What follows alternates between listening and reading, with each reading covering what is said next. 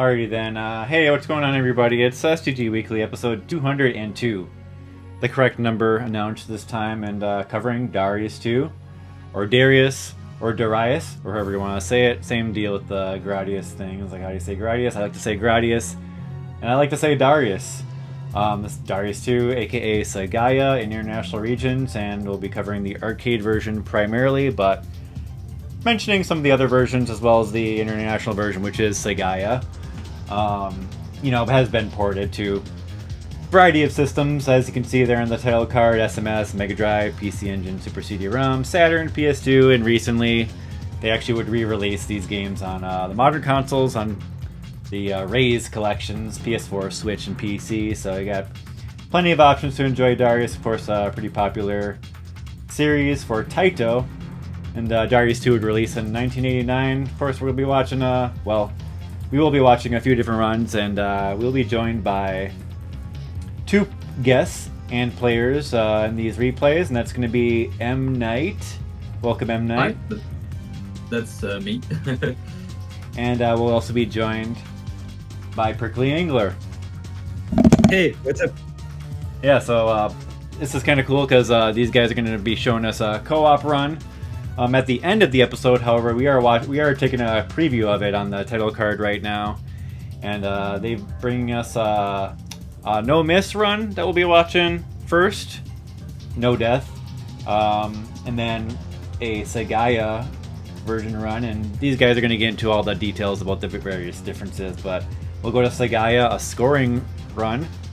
Each run's about 20 minutes, and then we'll end with co-op runs of both of them, M.Knight and Prickly Anger, playing together. So and I'm also being, of course, I'm Aquas, and I'm also being co-hosted by Maximo. So how are you doing, Maximo? I'm good. What's up? Yeah, so at this point, pretty much just throw it over to our guests, and maybe talk to us about how you got into playing Darius II, and what's the story here with this game, and maybe if you want to talk about the game a little bit yourself, feel free. Take the helm here. I think M.Knight could start because he discovered the game much earlier than I did. Yeah, much earlier. Could imply that I played the game back then on release in 1989, I think, but that's not true. I wasn't even born back then. No, I started playing the game in the 2010s. On the laptop on MAME, and when I was discovering Taito basically, and I just kind of liked the widescreen aspect, and even though the game is kind of punishing, it's just fun to play, and I kept playing it, mostly not for scoring, mostly for survival. Prickly played way more advanced ways, but I played a bit earlier, and that's how I got to play the game, and I didn't play in co-op first. It was Prickly who suggested that we play in co-op after we met, and we realized that we both liked the game. What about you, Prickly Angler? Well, I've heard the game 7 years ago when I started discovering shmups. I had Darius Gaiden on Sega Saturn and was about to buy Darius II. But I got turned down by a review on Shmup System 11 by AC Siraf, which is a member that writes a lot about Darius. Very interesting stuff. I really suggest to look at his Darius guide. And so I was a bit turned down, and I decided not to buy it, which I sort of regret now. But it's okay because it's a board that has some issues. It's true, so I can understand why he decided not to recommend it.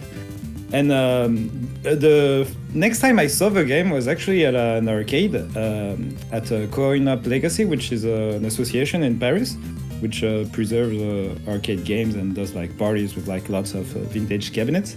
And I saw the game, and it was Sagaya, the version 1, with the dedicated cap, so big cap and everything. So I wasn't exactly familiar with the differences at the time, but I saw someone play it, and it was maybe at boss 3. The thing is, 10 minutes later, I check, and he just didn't find the boss. I'm like, wow, this dude is strong, because it's not. I was familiar with Darius Gaiden. I was like, okay, still need to learn the game.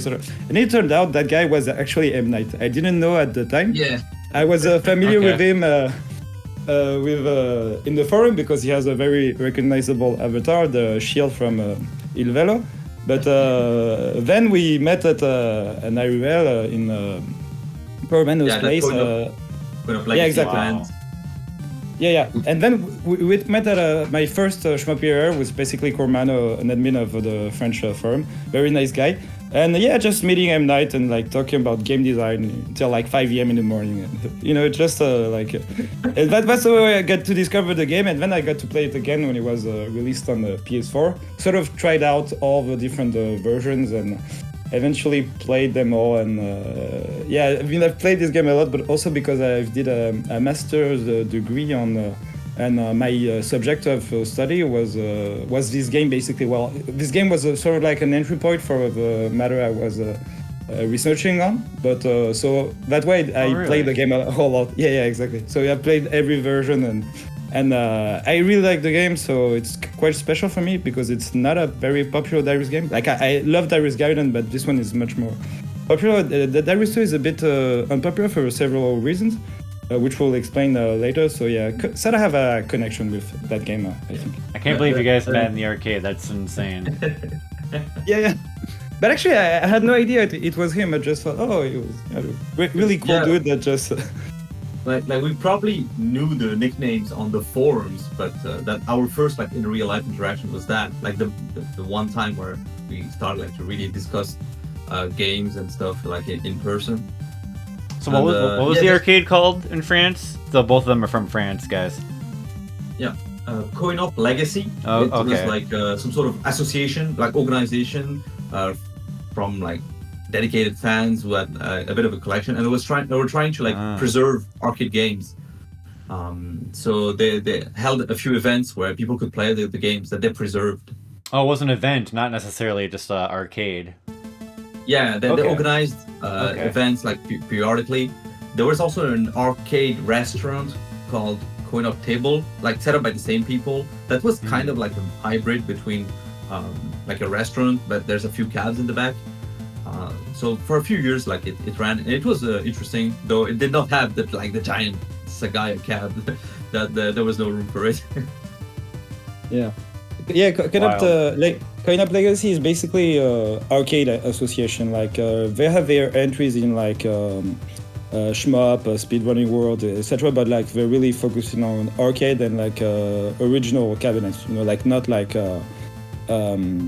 converts or things like that, or like multi-systems. Like they have the original stuff and like they maintain it, which is really cool. So like maybe Galloping Ghost, except that Galloping Ghost is like open all the time.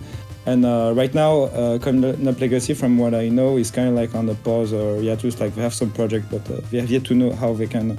Would you say it's like kind of like a museum / kind of thing? Not exactly. Like if you look at the pictures of their old parties, like it was a tiny room filled with arcades, and you know, like a lot of nice stuff happened there. Like for example, boss, unlocking a loop in Kesui Live, and there's many people in France have fond memories of that place. And I didn't go there a lot. I only went there 2 or 3 times. M.Knight knows this place much better than I do. No, okay. Yeah, it's been a while since the last event, so I'm not exactly sure what is the future for that association. Lately, they've done like a Kickstarter for a book that describes like lots of information about the cabs, about the games, and like everything that they have. But about events themselves, I'm not really sure. So it has been a while since either of us got to play the Sagaya V1 cab actually. Yeah. Okay. And a nice piece of trivia, but if you want to look at that precise cab on which I first saw M.Knight play, it's actually on the collector's book from G. Darius and Darius Burst from Strictly Limited and probably the Japanese retailer. Like it's there's a you can see like sort of Darius cabs, etc., and you see the actual one, the Sagaya cab. So was Darius 2 always a 2-screen game? Or is there another it's- version? I wasn't sure about that. Yeah, it's a very interesting question. Actually, this game has a lot of versions, and we will only focus on a few, and each of them has differences. Significant differences or small differences, but small differences that can matter. And one of them is the number of screens. Like you have an arcade version that had a free screen, and actually they developed the two at the same time. Because the Darius cab actually, first Darius cab is not exactly a dedicated cab.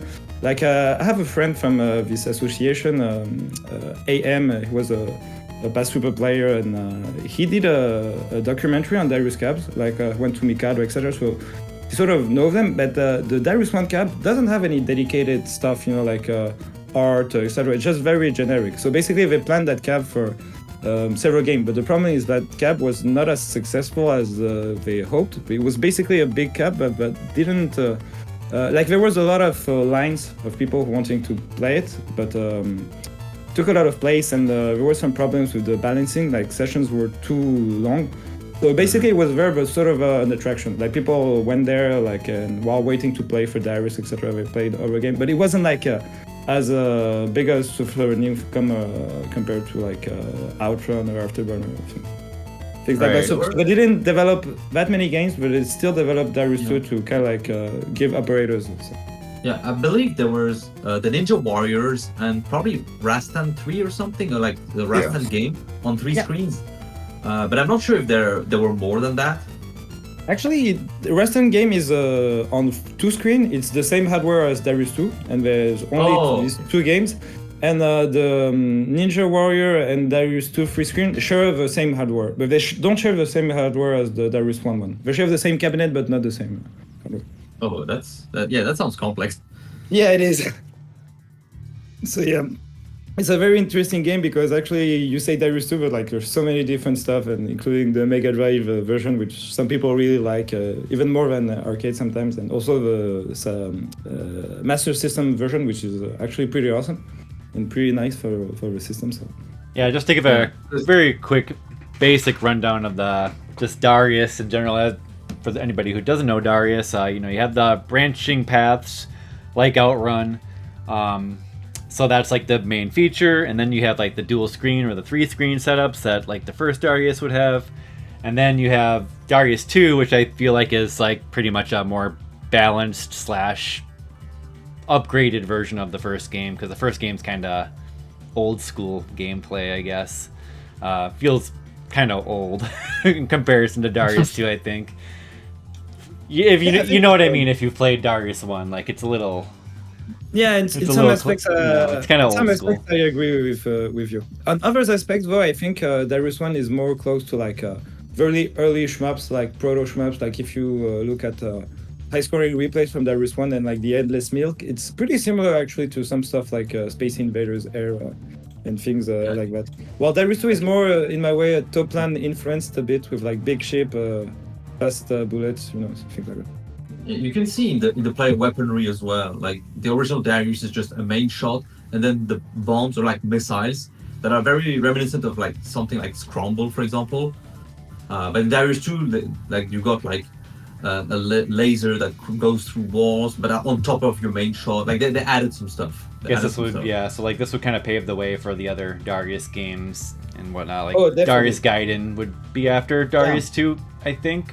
Is that right? Yeah, and actually, if you look at the dev history from Darius game, it's interesting because basically all games are made by different teams of different people. The only one that stays is basically the composer and some artists. One of the artists did Darius 1 and Darius 2, but actually Darius 2 and Darius Gaiden is the only 2 episodes that share many common developers, like Fujiwara, the producer, and I don't remember the name, sorry, but I think one is I'm not sure. I don't want to misspell their names, but one is called Kato, that I'm sure, and he worked on the 2. And also the I think Darius 2, as you said, kind of opens up the series in terms of cinematography and graphics and interesting effects, interesting weapon. In that regard, Darius 1 is very beautiful but very static. It's got those those trippy backgrounds and the levels. I always think that's what I always think of with Darius 1, but in this, exactly. it's like they looks like a rock. It looks like a rock that you'd cut from like underneath the earth, like the backgrounds or something like that. I really agree. Yes, I think it's really the Darius 1 background is really poetic. Actually, it's pretty minimalistic. Whereas Darius 2 background, I think, is more like tries to be realistic. Like if you look at like the stages on like the caves and the bases and like the Earth stage, like you can see cars and things like that. Like the battleship boss has a lot of detail. So in that way, it's much more it's much more special. Whereas Darius 1 is still pretty simple yet beautiful, I think. Yeah. Would you consider Darius like Taito's flagship shmup series? I'm trying to think of what other series would be like their big ones, but is this their big one? I think it's their biggest one, but it's maybe not as big as something like Gradius for Konami, because Darius games, they weren't as accessible even in Japan. Like it wasn't every, like you weren't going to play a Darius game in like a small shop or anything as you would have played our type or whatever. I guess if you're a shmup fan, then Darius is probably like the most memorable Taito series. I mean shmup series.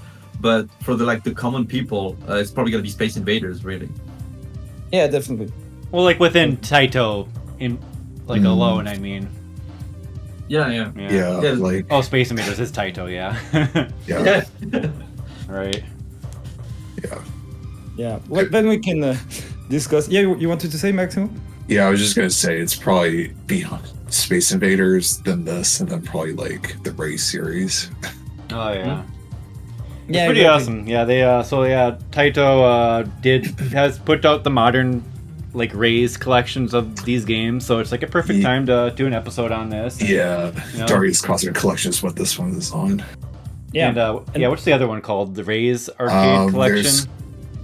That's for the Ray series, and there's also Cosmic Rays, Revelation, which has G Darius and Darius Burst, another Chronicle EX Plus. So it's like. It's good stuff. So they're probably bringing this series up to snuff for the modern accessibility and whatnot. So in any case, so it's pretty cool, the history we've heard about you guys. But we do have 3 replays to watch here, so we should get into talking about the games and whatnot. And we can rant a little bit more at the end of the episode definitely. as well. But good times. We are going to start with the no miss run of Darius 2. Difficulty A, and the route will be ABEIMSY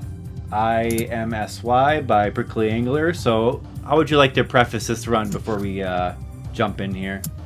Maybe about the difficulty or the version, or about the version, or what's the deal with that? And then we'll jump right into it. We'll just quickly say that this is a replay played on the true default difficulty, in the sense that this is easy mode, but it was the intended design from the developers, and they changed it at the last minute. So many of things that some of the stuff that you can find in balance when playing normal mode is actually fixed out in easy mode, and it's more like the intended way to play. If that ever means anything. Yeah, like I just posted a link to a STG to a Shmupulations interview about Darius games, so you can check it out after the podcast, and it discusses that difficulty adjustments that you just mentioned about like normal, like difficulty A, difficulty B. It was actually intended to be a difficulty A by default, but because it wasn't easy, it wasn't hard enough for arcade operators or something like that. They kind of like changed it to B by default, which is a little bit harder. So most ports have that by default. Okay. But, Yeah. That's what we did to know.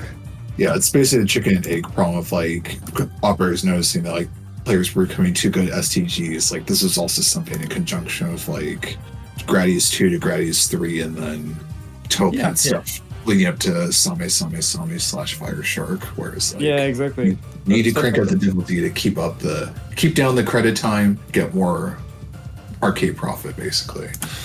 Yeah, exactly. Because it's also a period where you have people like businessmen, salarymen playing like top launch maps, and like clearing them, like it wasn't like today, you know. You had Yeah. a lot of people playing this game, so yeah, they had the income thing. And actually, it's interesting because Darius I had that problem, but Darius II, as we will maybe talk about this later, also had that problem. So it was Interesting. Okay. But yeah, we can begin if you want. All right, I'll count us down. It'll be on go, and we'll check out Prickly Angler's no miss clear run of this as we get into talking about the gameplay and what to look out for and all that good stuff. So yeah, here we go.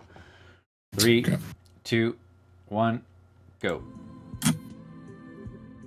So this is a no miss replay of Darius I in easy difficulty. I'm playing T8 ship, but there's no difference aside that you start at a different side of the screen. This is done on a PS4 M2 collection port, and I just have the rank gadget. I don't think I had it in the run, but I like to put it in side because it's one of the gadgets I like to put. So that's at the top yeah. of the screen. The game. That's Yeah, the exactly. rank counter here. Yeah. I think we can talk about the rank because it's actually a very interesting thing, and not many people know about. But the value can go from 1 to 15, and then there's 6 factors that can influence it. There's basically your power up, the level of power up you have. Then there's the shield, or if you have a shield or not. Then there's a weird mechanic on if you have a shield for a certain amount of time, like you can have some rank, but sometimes it's kind of weird. And there's 3 other factors that you basically cannot decide. It's basically the stage where you're at, the difficulty, like if you're playing on easy, if you're playing on normal. Like since I'm playing on easy, the rank started at 1. Normal is like 3, and like very hard is like 8, like automatically. And then there's if you're playing on co-op or not, which adds 1. And each of these things adds 1 as a value. So basically, Darius II is a game where you can calculate your rank manually. And rank actually has an effect. Like it's not something you want to bother in a survival run, but when you get to understand it, and if you're playing like higher difficulties, it's definitely interesting to understand how rank works in the game. Does it speed up the bullets then, or what does it do? Yeah, it speeds up the Yeah. bullet, and there's a point. Like, for example, between like level 11 of rank and like between level 15 or something, like it's divided by 2 basically the base power you do to the bosses. So yeah, it does have an influence. But as a player, like aside from playing like very hard difficulty or stuff like that, like there's not that much you can do to influence it. Like there's stuff you can do, but it's very technical. Like for a new player, I just recommend to grab whatever power up and don't worry about things, Yeah, things like that. Even in terms of controls, the game is relatively simple in the sense that it's just 2 buttons. You have a shot and like the missiles or bombs on a second button, and then honestly, like you don't have lots of like rank management to do if you just want to clear. The idea is like you keep shooting the enemies, you kill an entire wave, you get some bonus points, and if you want to get the power-ups, because that's also very important if you want to like keep surviving, you have these gray enemies, this UFO type of things. You have to destroy the entire wave to get one of those shield items. And those shield items are your power-ups, and in true Darius fashion, they are color-coded, and each one upgrades a different thing. Like, so we mentioned the shots and the missiles of the red shield the red item will increase your shot power. The green one will increase the missile. The blue one gives you shield. There's a gold one here. Traditionally in Darius games, it acts like some sort of bomb, but it's something that's exclusive to this game. It's like you got these lasers, those green lasers that can penetrate terrain, and it's like very useful weaponry in some specific situations. And then you got some 1-ups. There's a few 1-up items as well scattered through the game. So you just upgrade it to the next level of shield, to the silver shield. Yeah. This one gives +2 on each time you pick up a shield. And its shield is very important in this game because you have much less than in other Darius game. And they accumulate, so it's not like in Darius Garden or G Darius where you can only have 5. Here you can have, in easy mode, 19 units at max. And the recovery in this game is really hard, and you have no checkpoints, so you don't have any opportunity to like really recover. basically when you die, even in like in easy mode, like there's just enough power-ups to get to the max level of like missile, you know. And if you play normal mode, you don't even have enough power-ups to get the max weaponry. They just strip down the power-ups.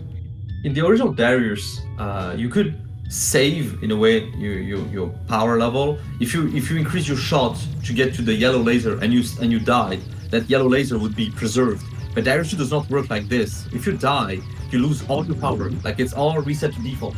Yeah. So that's very, very punishing. So yeah, like it's a game where some people even say, like they even think easy mode is too hard because you have a big hitbox, the bullets come fast, and it's a game you have to learn. Like if you're used to like you know, dodging like more or less with like Dan Makus and everything, like this game is punishing, and it's not I think it's not as hard as some top lane games like Quick Tiger or things like that, but it's still quite punishing, and if you die, like you have no opportunity to really recover. So the question is, well, like you have a recovery mechanic, but I'm not sure we're going to talk about it today because it's really specific. So basically you're just going to limp out with all the lives you have, and it's not going to be pretty. I think when I first cleared the game, I died like on the last level, and then I just used all my lives just to like limp my way to the finish. It's like kind of one of those deals. Yeah, exactly. Yeah, that's the typical Darius 2 1cc. Yeah, exactly. Yeah, it's not a game where you're going to no miss on your first try. Well, at least I haven't seen anyone do it. And for me, by no miss, actually took some time after I did the 1cc and after I was consistent on doing the 1cc, because every mistakes can matter. And since your hitbox is much bigger if you have a shield, it's easier to take a hit, especially if you're not very familiar with the patterns. So wait, how many hits can the shield build up to? Did you say 19? 19 if you take every single shield and if you never get hit. Wow, that's a lot, man. Yeah, but compared to Darius 1, Darius 1 is like 50 or 60 or, you know, like it's, really? It's a lot. Wow. Yeah, exactly. Holy, if you don't get hit, yeah, Darius 1 is really permissive. It's the Darius that has the most shield. Darius Gaiden and G Darius, you can only get to 5. But well, it's like no wonder. It's like you die, you're screwed then. Yeah, exactly. In this game, you want to basically hold on to your shield and to your first life as much as you can. Like I can die pretty much anywhere and recover. I've cleared the very hard mode and I died on several stages and I still went through. But that's something you learn to do like really late into your progress. I'm not sure if there's too many players, even in Japan, that are capable of just dying anywhere and recover. Yeah, it's really hard. It's really harsh. Very hard is a completely different meta because you don't get much. I mean, many items, and I mean that's also the difference between normal and easy difficulty. That the number of power-ups you get, like Prickly alluded to that earlier, like you can't even get max power in normal mode because there's not enough items for that. Oh, okay. So the attractive mode is clearly lying to you. You see a ship that's fully powered up, and it's like, oh, look at those green lasers, they're so awesome. Like this is formation, and you can't get it in the game in default difficulty. Jeez, that's false advertising from the arcade operator anyway. Yeah. It also means you get like less shield items in normal difficulty.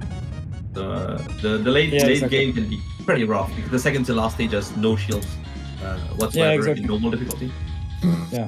Yeah, easy is really the better design game. Like I don't play easy too often because it's a bit easy. Like on this replay, I'm playing with fivers or autofire, just to not have to tap, and I'm still doing fine. But I still think it's the best balance in terms. Like for example, if you notice on stage 2, there's some section where I had the laser that had sort of like I don't know, like a 30-degree angle or something like that to like shoot at or maybe more, but like to shoot at the enemies on the ceiling. You don't have that in normal difficulty. So in normal difficulty, they're like, oh, but I cannot hit this enemy, etc. But when you play easy mode, you feel, oh, I just have this weaponry, you know what I mean? And it's just useful where it's supposed to be. It's like intended design of. Yeah, exactly. For example, here, it's the intended design. For example, here we were at the 4th stage, but I already have a shot that is more than the max level in normal mode. Gotcha. It's pretty different. And talking about things, we should also mention that this Darius game is really specific in many things. Like there's many things you will find in other Darius games that you won't find in this one, such as hidden extends. This one has extend every X score. I think it's every like 700 Metal Black. tick.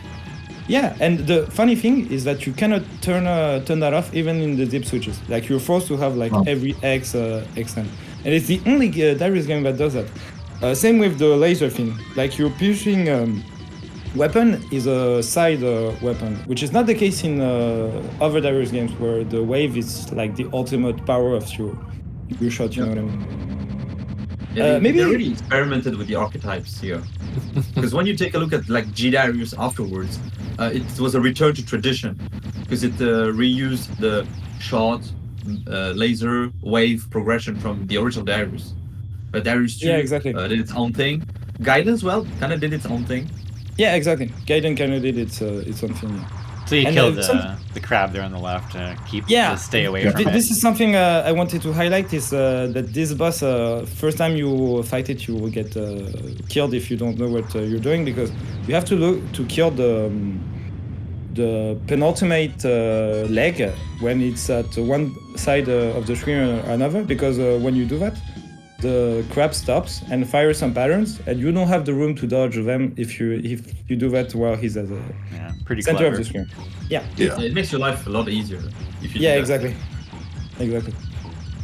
And this game also has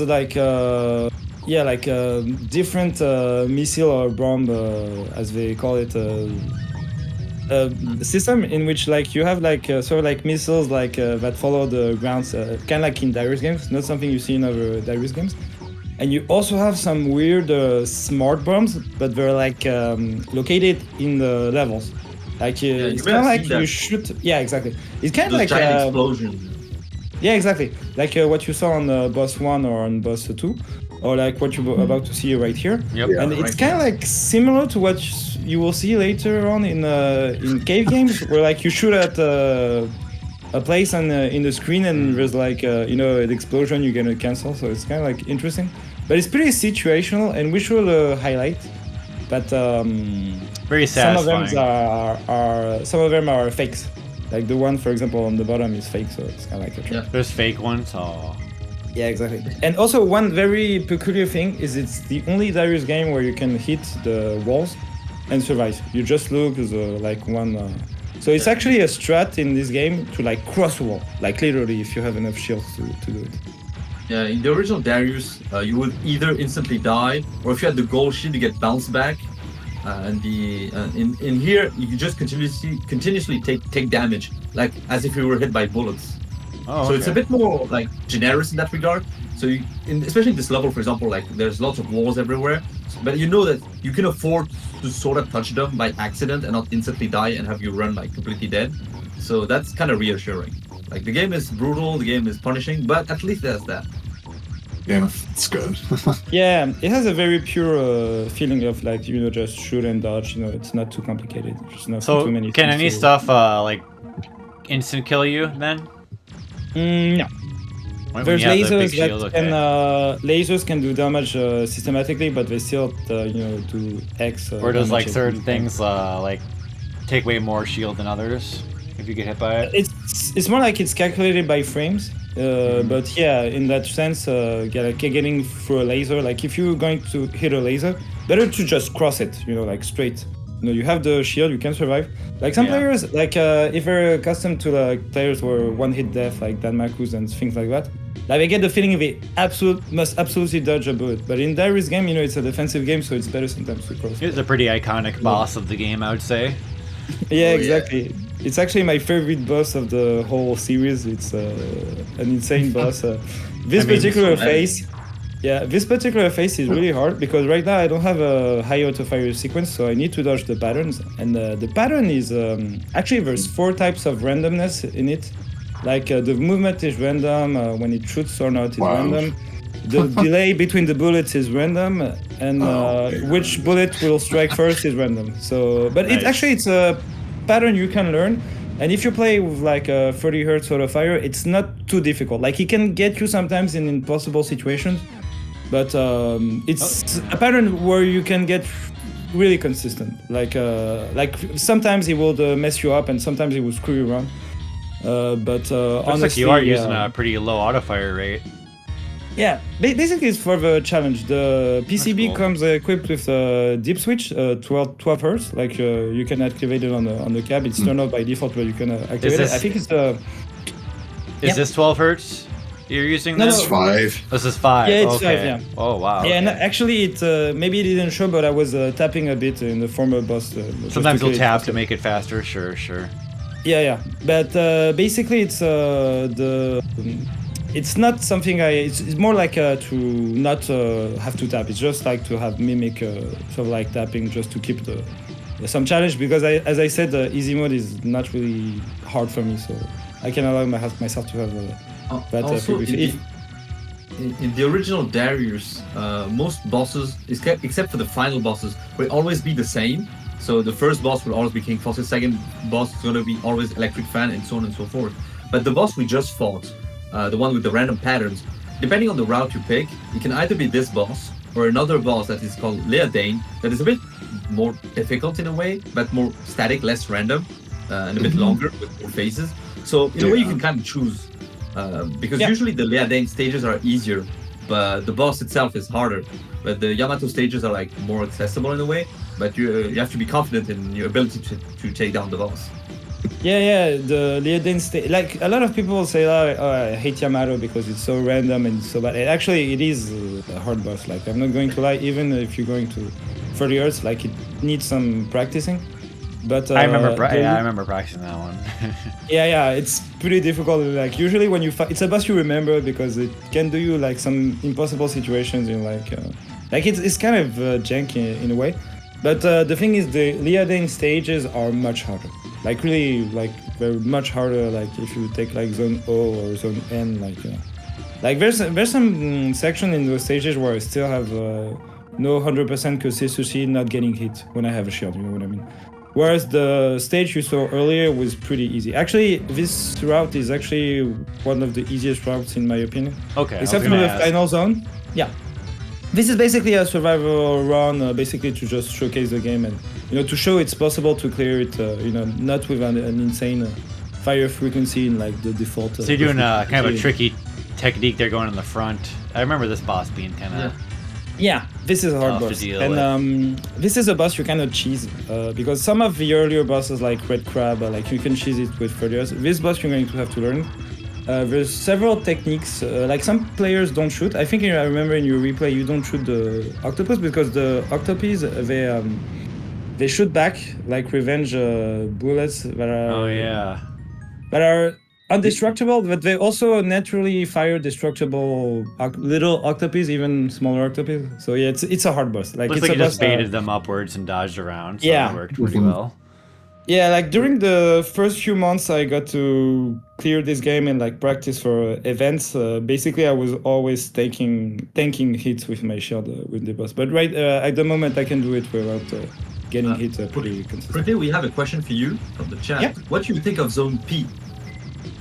Zone P particularly, it's a pretty hard zone. Like it's a zone where there's fire and it's the top on the top route. Actually, it's a pretty hard zone. It's I think ABDFHKO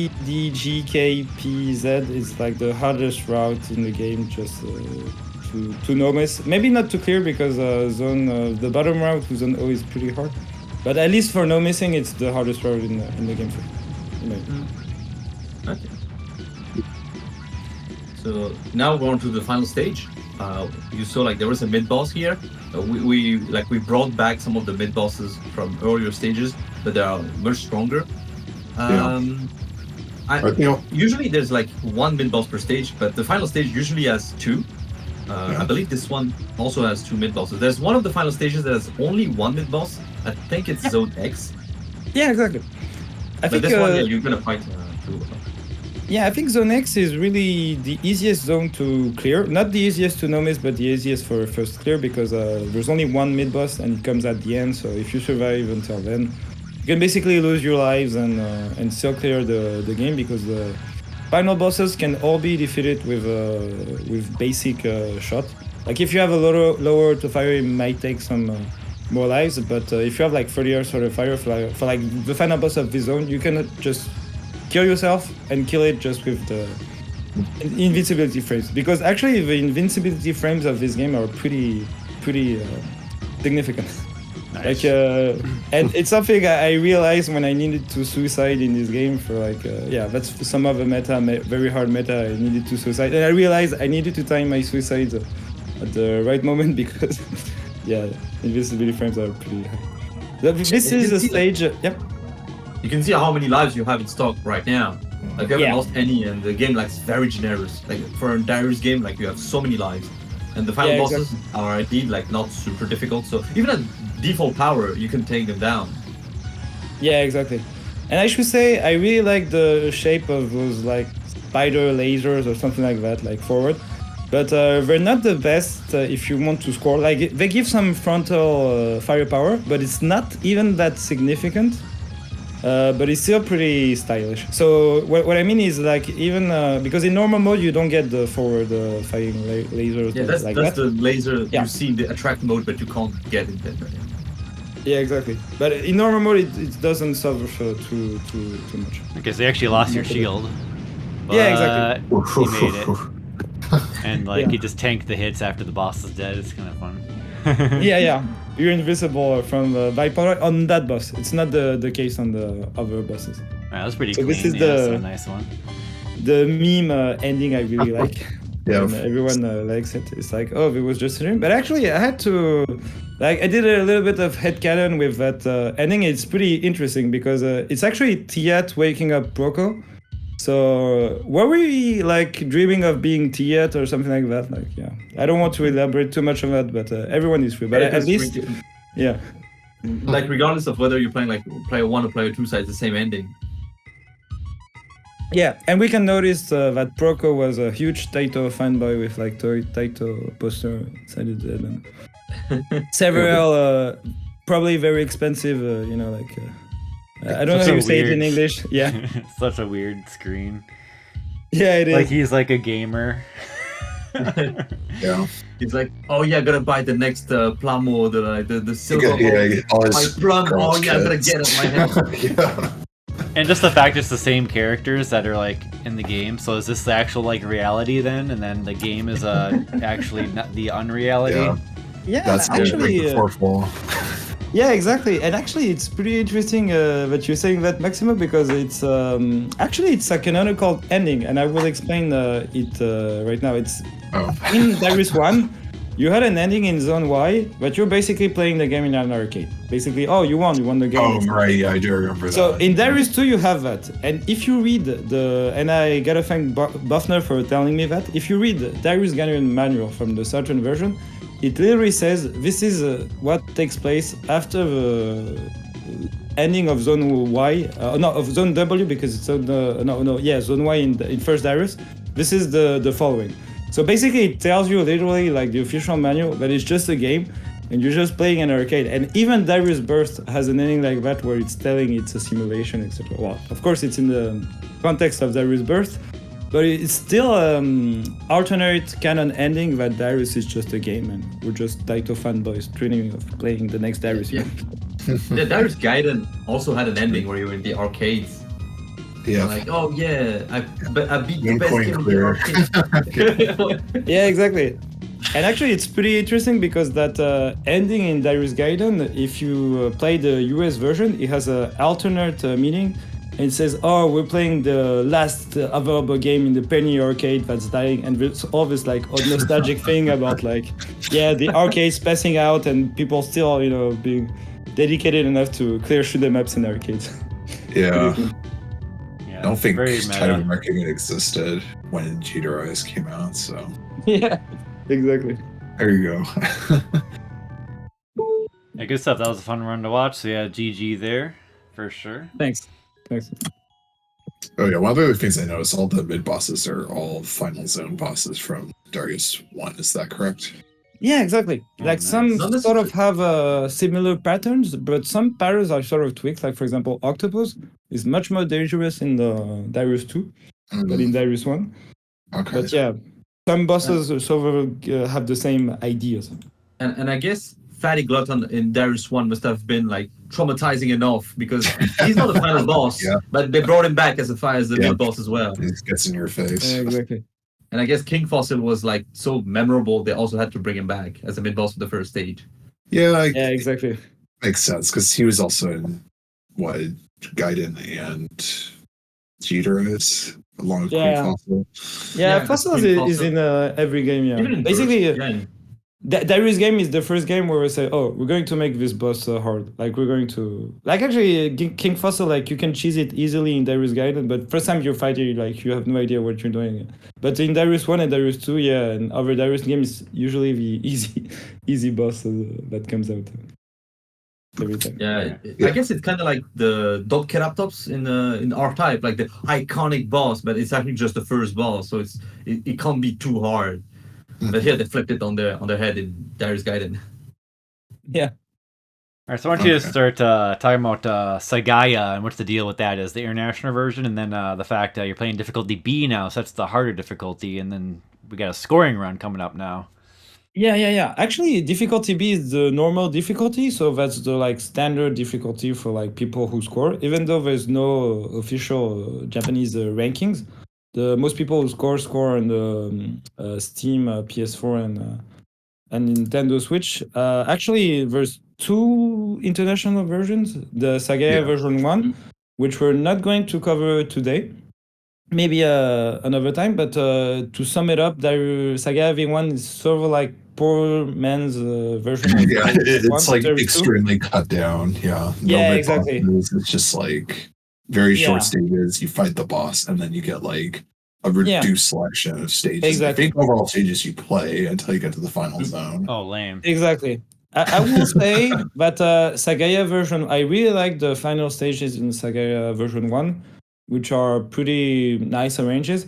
But the other stages sort of like feel cut down Darius 2 or and like the basically like feels like less but actually it's interesting because some of the changes they did in Sagaia 1 transferred to Sagaia 2. Yeah, because in Sagaya, in Darius 2, you could pick a stage after every stage. The branching path is at the end of every stage. But in Sagaya V1, and I guess it's also the case in Sagaya V2, it's like only every 2 stages. So that's how like they cut down on the routes. And so at the end, there's like 4 different final zones instead of 7. But you're saying they like remix the levels? Yeah. So like it's not gonna be the same first stage as Darius 2. It's gonna be like different environments. Yeah. So weird. Even different bosses. Yeah. And in Darius 2, there were some repeats in the final bosses. So basically, there are only 3 different final bosses in Darius 2. And there's 7 final zones. So you can do the calculation. There's gonna be some repeats. Man, that's but in such liberties they take with those international versions. It feels like they're just like making a Gaiden type of game at that point. Yeah. And in Sagaya V1, and I mean in both Sagaya versions, pun unintended for Darius Gaiden, by the way. And in both Sagaya versions, they have like 4 different final bosses, 1 for each zone, for each final zone. So at least there's that as well, like less repeats. Right. Okay, also I should say that M2 port states that Sagaia version 2 wasn't released, but actually from what they have like the little info, like the info blurbs about the games in the collection. And they say it's possible it wasn't released, but from my research I did and talking to a player named Dale, a British player that got to play Sagaia back in the day and play 2 different versions, I have concluded that it did exist in maybe limited numbers, but it did exist. And what I remember is that he told me that no one cleared it back in the day. I don't remember the name of the British arcade, but they were quite dedicated players. And they did. So yeah, if he listens to me, thank you very much, Del, for this piece of information. And so it did exist, but it was very rare version, and it's actually not even on MAME. And what I really like about version 2 is that it changes much more stuff. Like the changes in Sagaia version 1, in my opinion, they're fine. It's just that most of the stages are just cut down and basically same as Darius 2. But Sagaia version 2 feels really different, and especially in terms of the graphics. And you're going to see for yourself that there's quite some stuff that is going to be reminiscent of later Taito games. You kind of get a sense that like they just they just wanted to keep working on the game, you know? Yeah, actually, if you want to know the story, it's Nakamura, the developer of the Ray series, Ray Force. Actually, he was asked to like redid the thing for International because at the time Taito was a pretty big company. Well, at least that's what is told in the book, Cozmic Collection book. Pretty big company, so they asked for like a reduced time because International, you know, it's different, etc. Different tastes, etc. Like don't want to shorter, etc. So basically, they did this stage, but it almost turned out into an entirely different thing. But actually, if you read a Cozmic Collection book, well, the English translation at least, it's pretty interesting because the developer, like producer Fujiwara, producer for Gaiden and Darius II, like he says, oh, that's like Nakamura's own thing. Like he did, like he turned this into an entirely different game. But you have some of the sketches, and like you can see that Fujiwara, like he designed some of the changes on the bosses. Like for example, on Halo Latron, a different pattern. So maybe he was just like teasing or something like that. And like the Cozmic Collection boot has a note like, yeah, maybe he's teasing or something like that. Especially that Nakamura did interviews where he said that he was frustrated that he couldn't express his ideas on the game. And actually it's interesting because many people credit Ray Force for having the first Taito lasers, but actually it's in Sagaia V2, at least from what I know. So still not sure who was involved in that version, but I'm pretty sure both of them were involved at some point. So yeah, it's a pretty significant. Yeah, that would make sense. Very interesting. Oh, so yeah, we can start the routine if you want. Yeah, let us begin it. So so you'll begin into this, but I already mentioned we got autofire on this one, so the autofire rate's higher. Oh yeah, I have five actually different autofire rates for this one. This is more like optimal setting. Wow. And this is intending to be a high scoring one. It's actually the second highest score in the PSN leaderboard. Nice. It's on the zone M, which is the highest scoring one also. And actually on the other zones I have the top PSN score, and this one I have the second, and I have the fourth best score worldwide. There's other better scores in one on Steam and two on Switch. Very cool. Okay, well I see we have the first two A and B, so we'll see the differences between the blast replay, but then the route does differ from there on. Not to mention, exactly. Plus considering that all the stages are like remixed. I guess we're in for a nice treat here. You're going to have to see some pretty significant differences, and I should point out, I will point out later on the run, but I should point out earlier that there's going to be some seizure effects in zone J and M for people who are sensitive to that. Okay, so I'm just going to post in chat that photosensitivity warning for zones J and M, so we'll, if you guys, we'll try to let you know ahead of time too, but I'll let you know ahead of time, but I prefer to warn you if you guess your. I think you mean G and M. Oh, G. Yeah, sorry, G. And M. Okay. Okay. Yeah, all right, sorry for being French. That's all good. All right, well, let's begin this replay, shall we? We still got two more, including this one. So here comes a high scoring run of Sagaya version 2, and I'll count us down here. Let me just see if my video's working. Okay. All right. 3, 2, 1, go. So this is Sagaia version 2. So there's going to be a lot of differences in like the background. Like for here, so like the same, the background, but you can already see there's sceneries. So the devs really had fun taking assets from other stages and putting them at other places and doing really weird stuff with the wave. Like, scoring in Darius II is extremely basic. It's destroying enemies, especially enemy waves, in the sense that, as with every Darius game, you get a bonus if you destroy the whole wave. So sometimes it's better to neglect some enemies than to destroy a wave. But as you can see, some of the waves are extremely tricky. Like, for example, I couldn't get the two ones before, and that's also something you see in even higher scoring replays. Like, they cannot get it always systematically, because it's really tricky. And in Sagaia V2, like they really want you to think about how you destroy stuff if you want to go forward.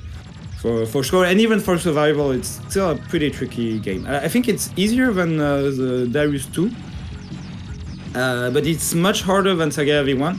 And I would say the difficulty is much more tricky. Like there's much more like bullshit type difficulty, I should say. Yeah, and the marginal cost for missing a single enemy is really like punishing for scoring, because you miss one enemy and you lose out on like a few thousand points possibly, and in such a game, well, that can be a big amount. Yeah, exactly. Because if you play on survival, like the difference is points, like you're going to have like maybe 200k less, 300k less, 400k. Like it's not that significant. You know, it's not like a Dodonpachi game where if you score well, like you see your score explode and it's very satisfying, etc. Here, like scoring, it's mostly about doing everything well and doing it systematically. So, like for example, even the waves that you see right now, like I don't always get them. So it's basically a constant fight to do everything.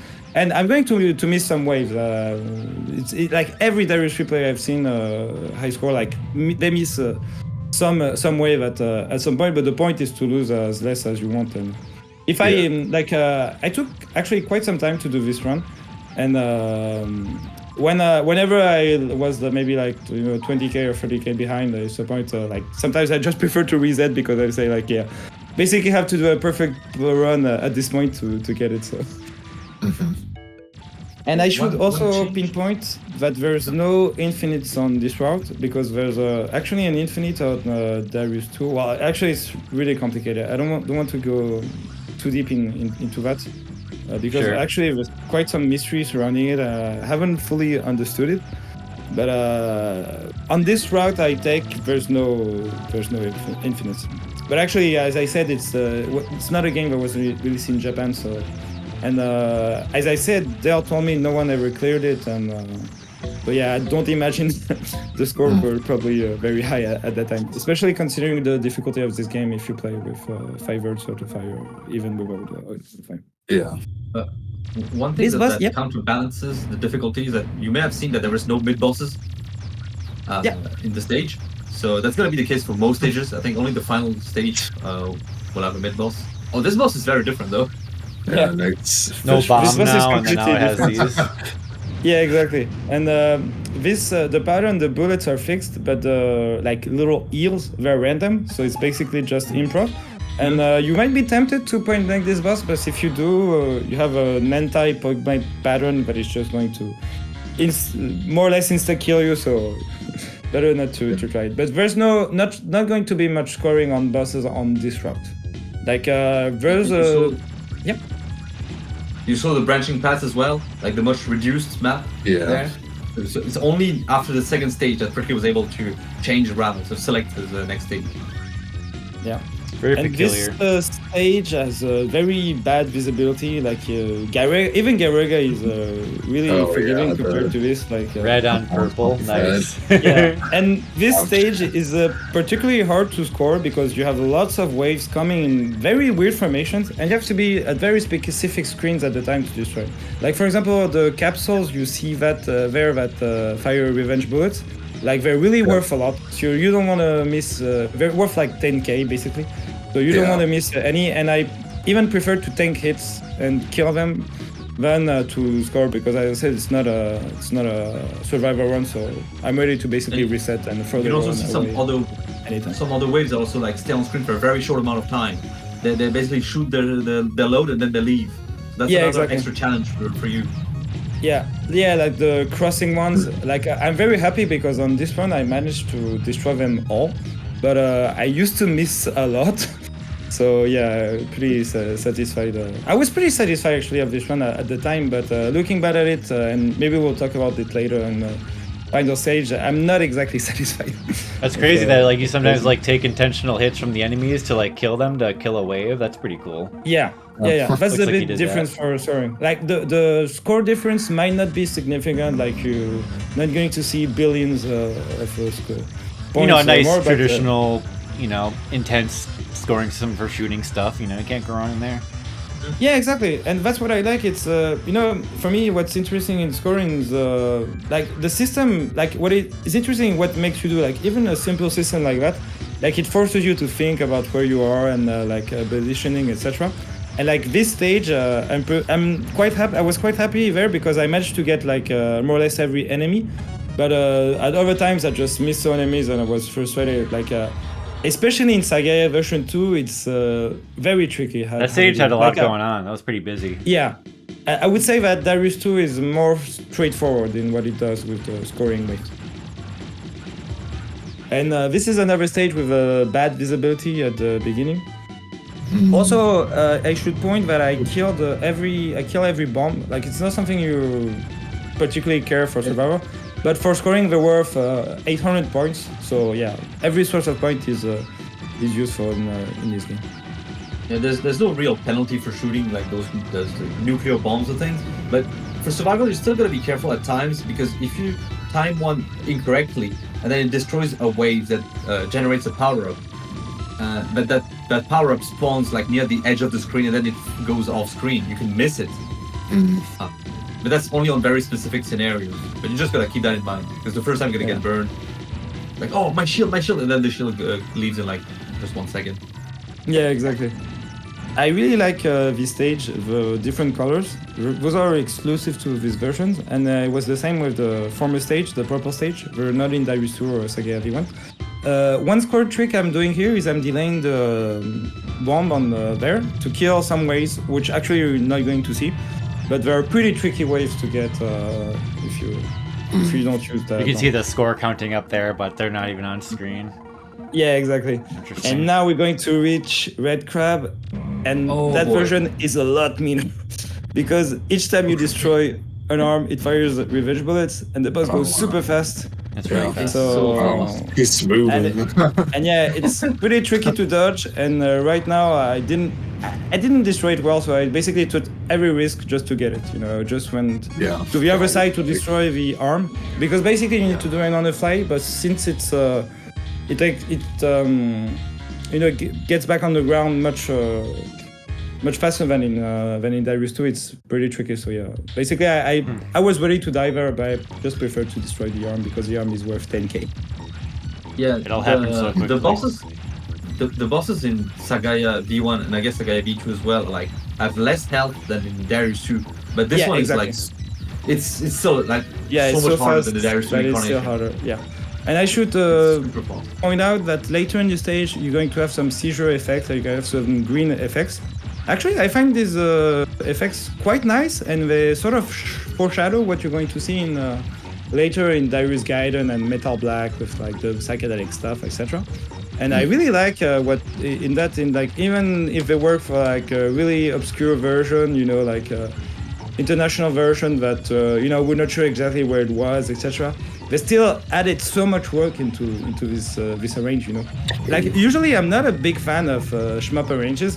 I just prefer to play the original because usually I find the original better. But this one I should say, like even though I really like Darius II, I also really like Sagaia version 2. It's I really appreciate that M2 did the effort to port it as well.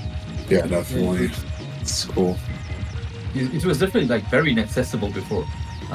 No main, and even like the cap that we mentioned earlier at Coin Op Legacy was like Sagaia V1, but Sagaia V2, I've never seen that cap before. I mean, like any like gameplay from it. Yeah, it was really very obscure, and there's several differences if you watch out. Like for example, in the background, like right now it's moving, have this stuff, and it's pretty fun. Like a lot of the boss patterns change. Not this one actually, like whether it's Liadane and Yamato, the patterns don't change, but every other boss pattern changed. So even if you clear Darius II and like confident clear Darius II, you're still going to have some nice surprises in Sagaia V2, and that's something I really like actually. I should point out that in this boss there's a very funny Easter egg that you can get one time out of 64 times. In that when you destroy the boss, instead of like the enemy is called Robocop, it's called like an enemy like that. Instead of that, you get the character from another title game. I don't know which game exactly, but maybe you remember. I think it's like Ben Berobe, I think. Yeah, exactly. It's like old fighting game. Yeah, exactly. Is that photosensitivity thing warning over now? Yeah, it's over. over. That was the boss. Okay. Yeah, it's over. And yeah, there's going to be one on the final boss. So if you're sensitive to that, as soon as you see the final warning, like you... I threw up some text, so I'll do that, but Yeah. on the final stage as well. I should say also that the mechs, like the really annoying mechs everyone hates, that are every Darius game, are worth quite some points. Like they're worth like 6k or 8k. And I think yeah, I'm the going to green miss jumpers, one. Yeah, exactly. Like the green and the reds, and I think the reds, you know, which are much more aggressive, are worth even more. Like sometimes, and at least in some Darius games. And I think right now I'm going to miss one. So I still not a perfect run. And I'm especially going to miss a lot of waves. Like I don't remember the name of the enemies. I can find out if you want. But some enemies, like rocket enemies, that you saw early on Zone D, and that you get on Zone on the final stage. And I miss some. So even though I was satisfied with this run because I was trying to beat the community record at the time, which was held by a friend of mine, Le Rebours. A great Darius player, great Darius title enjoyer and super player. And actually, yeah, I kind of struggled. Like I was trying and I did it. So I was satisfied. But looking back, especially at the final stage, I'm not too satisfied. So maybe I will come back to score it, or at least score Darius 2 in general.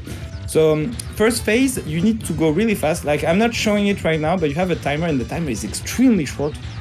So you really need to hurry to destroy those tentacles with pressure off. And as you see, the pattern is different. And the pattern is much easier if you have autofire. I've done some clears with 5Hz autofire, and I found the pattern to be pretty difficult because the octopus just come and they jump around. But if you have a decent autofire, even something like 10 Hz or 12 Hz, it's much easier pattern. Could you have gotten more score hanging out there more and killed more of those crabs, or are you not because getting for that? No, they're not worth anything. Basically, to sum it up, Darius 1 like doesn't have infinite milk because no one ever survived enough to prove it was infinite. But in Darius 1, a task could stay there forever. You know what I mean? It's just that human ability cannot stay there forever. But theoretically, Darius 1 is infinite. And in Darius 2, they were dissatisfied with like the income and everything. So basically, they cut down almost every milk, aside from like some bosses. Yeah. And that also creates some semi-infinite patterns like Yamato, or even supposedly infinite patterns such as what you see in Steel Spine. Yeah, so we're on the So we're on the final level now. So it doesn't too much. Yeah. So. Yeah. The final level is pretty hectic. Yeah. What's your mindset now in this run? Like, have you had a good run? So far it's been a great run. So right now it's more like saving the run or like doing the best I can. Obviously I missed some stuff. Yeah, like I missed some of the waves as you see, and some of them were worth like 6k, not other like rockets. Yeah, I missed. So some of these wave kills look so technical.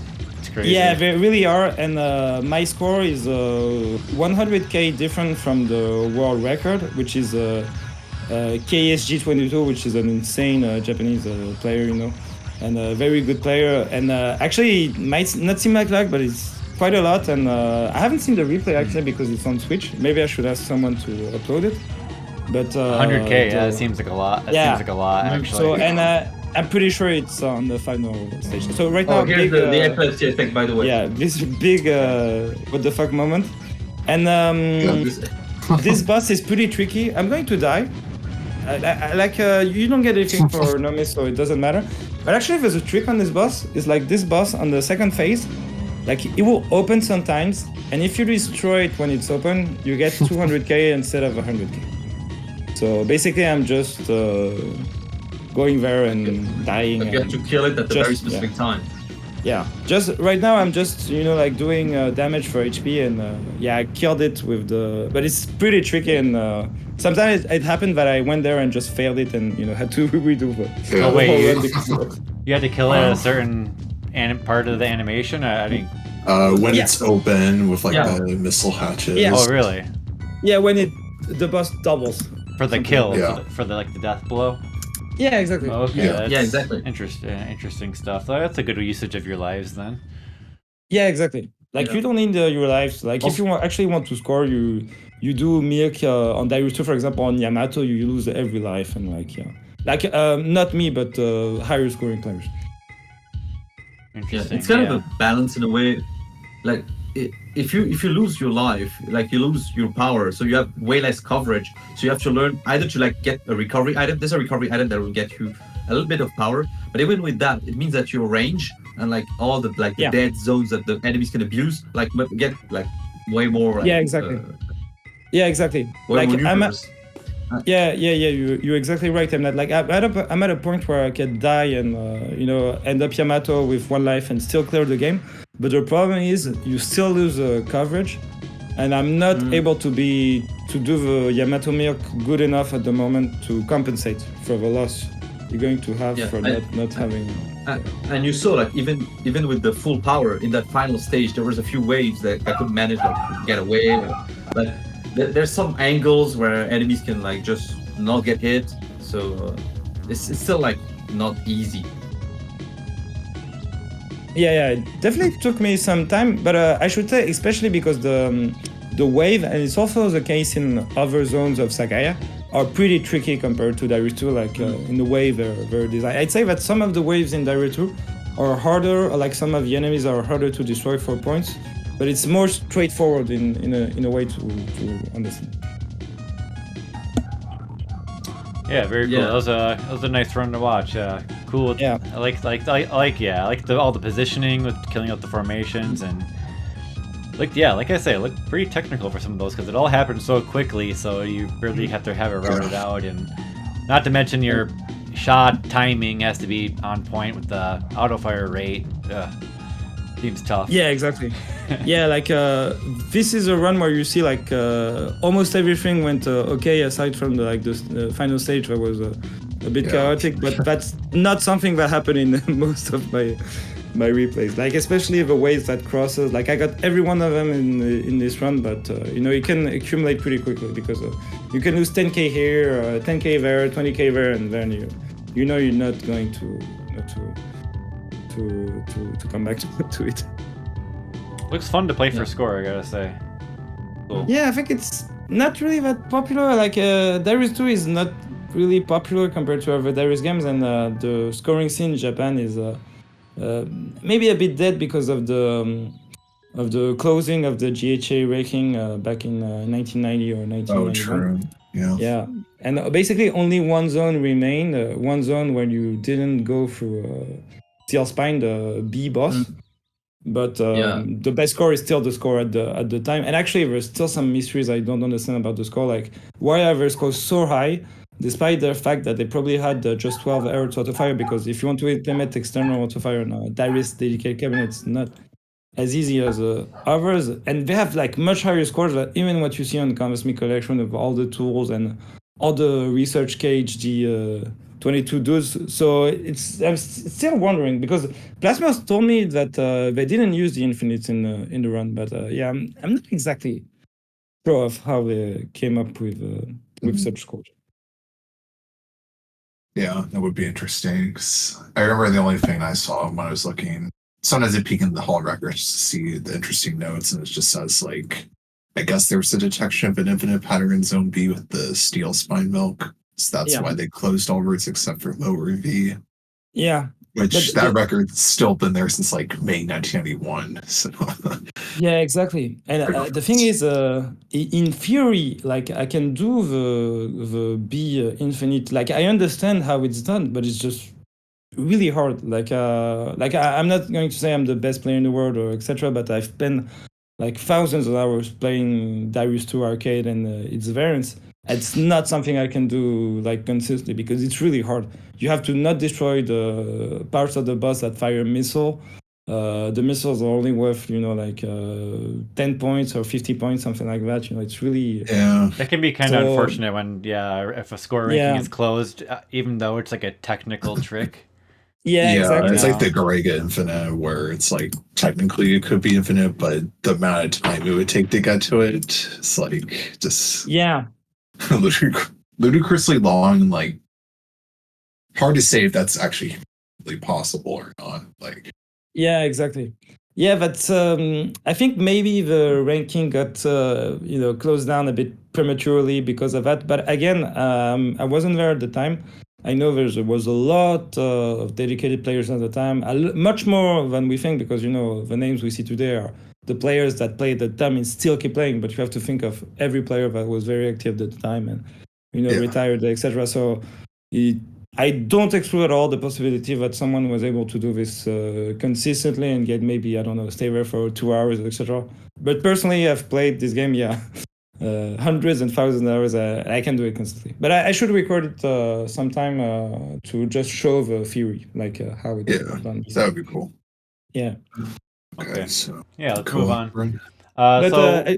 Last thing I just want to say about scoring is that we still saw some players play the thing for score again, like when it was re-released in the M2 collection. Like we have one 4 billion plus run that I've played uploaded on my channel, and if you go to Shmup System 11 topic, you can find it. There's also some scoring around the Arcade version, which is free screen, like Caravan Stage, etc. But I should say, it's not a game that is extremely popular for score.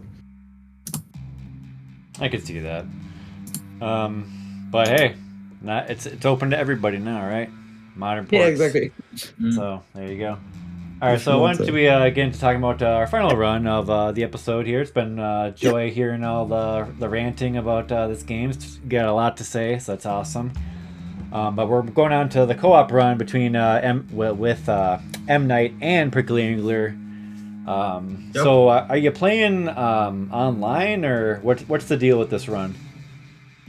Well, actually, this one, Yeah, we just played in the same room, actually. Okay, cool. I just went to his place. We both live near Paris or in Paris, so it was easy to just set up meetups. Cool. And play on his PS4. So I kind of have to learn how to play the game on the controller, because usually I play keyboard. But for a game like Darius II, it's not too bad. And I've done a few co-op runs as well on other games with Prickly Angler, so we kind of experienced in that regard. So where did the idea come from? You guys wanted to do a co-op run. Just how did it start? Well, actually, the first experience I've had playing co-op was with a friend of mine that isn't much into shmup. Like, he cleared Darius Burst, but he's not deep into shmups. It was back in the day, actually, at Coin Up Table, the restaurant, like barcade. Actually, it was the time where they put the Strikers 1945 to PCB, Daiujo White Label, and Gariga for the 2018 Stunfest. Players could rehearse there. There was a trim with Fufufu, Eaglet, and Saito, the Strikers players, Strikers 1945 2 players. And they left the cabs there for that. So I got to play actually Strikers 1952 with a friend. It was pretty fun, actually, because the Psycho games don't have the screen wobbling. So it's pretty fun, and we got to, I wasn't really familiar with Psycho games, so just got to stage 4 or 5, something like that, just in co-op. But it was fun. It was fun and Psycho game give you power-ups, etc. So I really had in my mind that shmup in co-ops can be fun. It's not like most of the people say. It's pretty unexplored venue, for sure. Exactly. And I should, exactly. And I should pinpoint that for the moment with M.Knight, we only focus basically on clears, on the ship clears, or just reaching the end. Yeah, it's also survival. This is a survival run. Okay, cool. Exactly. So, I would be really interested in seeing a high-level scoring play in a co-op. Imagine the work it takes for one person, and imagine to do that together. And even some games like Great Mahu Daisaku-san that specific co-op mechanics, or Ikaruga, I'd be really impressed. But I think for the moment we're just doing, clears and seeing where it goes. But okay, well this should be pretty chill to end out with then. Yeah, exactly. Yeah, maybe if you want to start the runner. Yeah, sounds good.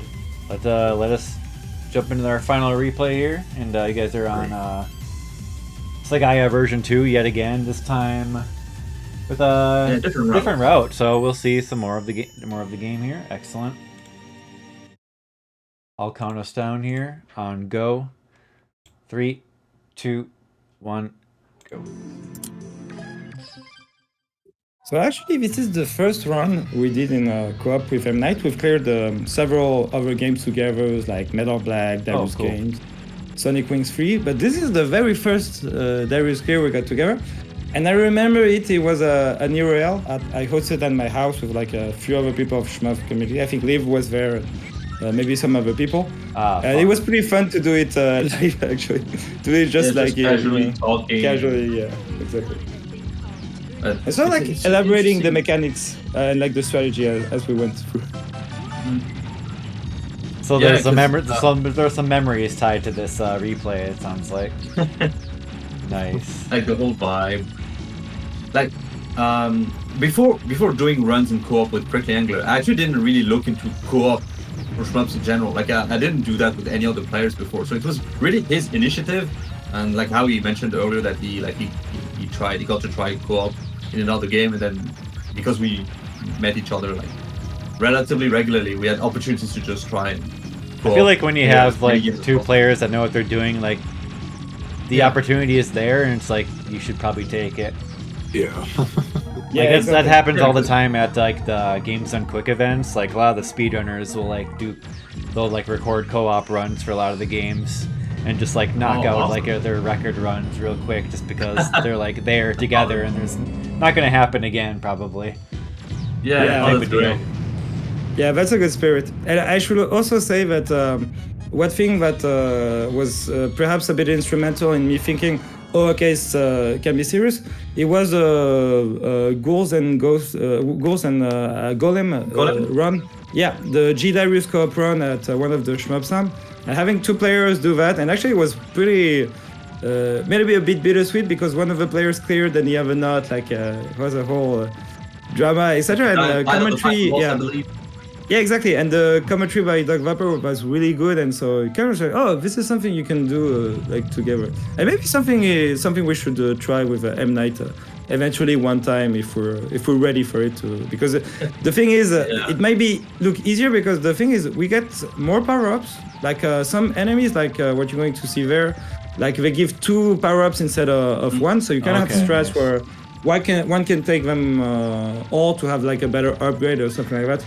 Which is something we tend to do because to have better coverage or something like that. But getting 2 players to the end of a game, even if it's an easy game, is much harder than getting one player to the end. You know. Do they change the difficulty or alter the gameplay for co-op then? Besides the power-ups, like is it harder? There's one change is when you have one unit of rank at all time.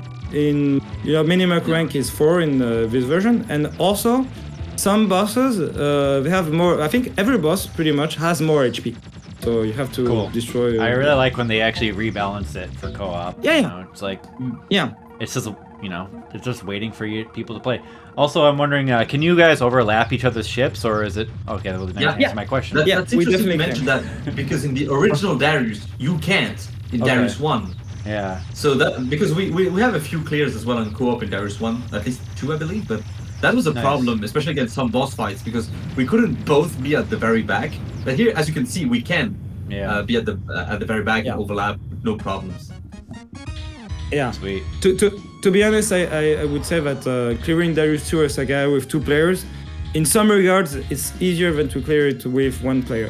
In Darius 1, it's harder no matter what you do. It's just harder. And Darius 1, it really takes some thinking because the upgrading is so long, etc. But Darius 2 is pretty... Oh, and I forgot to warn you, but there's a little bit of lightning effect in the background. So don't look if you're sensing. Actually, I find this effect really nice. Like it's really gives you like. It's an effect that you don't see in Darius 2 or Sagaia V1, from what I remember. Like isn't it brand new? Yeah, it is. It is brand new. And it's something that really foreshadows what you're going to see in later Darius games, just Darius Guide. Psychedelic aspect. Yeah, and even Metal Black and everything. Like bending the background. Yeah. So the thing is, actually at this point we didn't have much of a clue of what we were doing. So like elaborating the strats on the fly. But actually, we've played Darius 2 games and versions even like recently. And now our strats are much more like to separate power-ups and basically to give me more power-ups since I'm more accustomed to the games, so that I can get better range and that I can protect M.Knight more instead of having like right now like 2 shots that shoot forward. Because the thing in this game is really particular but each shot does the exact same amount of damage. Whether it's big, whether it's a missile, whether it's even the laser. Okay. It's only that the laser Good to hits know. every frame. Yeah, exactly. The laser hits every frame, but if you look at like one frame, it does like 1 damage. So actually, it's more interesting to have like better coverage. But actually, it's what we did for the missile. We decided to give one missile to M.Knight because it's better to have just coverage, etc., to be able to fire backwards. But basically, every other missile item, I'm going to take them. That way, we have the rolling missiles that go on the ground. Oh, the double blue streak, classy. Yeah. Yeah. I should also point that if you're playing Darius II free screen, and even some places in Darius II and Sagaya, if you have like the 30 hertz. sprightly, Very 30 hertz, busy etc. screen, yeah. Very busy stream, it can slow down. And actually in Darius II, it's not pretty at all when it slows down, because the game almost never slows down. It's kind of like a Darius 1, like almost no slowdown. But when it slows down, it really feels like artificial and very sudden. You know, it's not like subtle in some other cave games or Polestar, or, like. Don't those bombs tend Gradius to, 3, don't yeah, the exactly. nukes tend to slow it down? Or Yeah, no? a bit, but usually the thing is the slowdown when it happens, it's really sudden and it reacts. It's really weird. Like you really have to feel it to understand how jank it is. Like There's a it's little bit really there. not part of the game design. Like it's not Gradius 3 or. Like in Darius 3 screens, with 2-player, the slowdown can get comical. Like really, like super slow. Like almost makes you want to stop shooting just to get like a little bit of That speed. sounds amusing. Yeah. Yeah, exactly. Maybe I'll find some video to showcase it shortly after this run, so you can see how comical it is. Oh yeah, so this boss actually it's troublesome in co-op. It's really troublesome. And Like a little bit of M.Knight, slowdown here.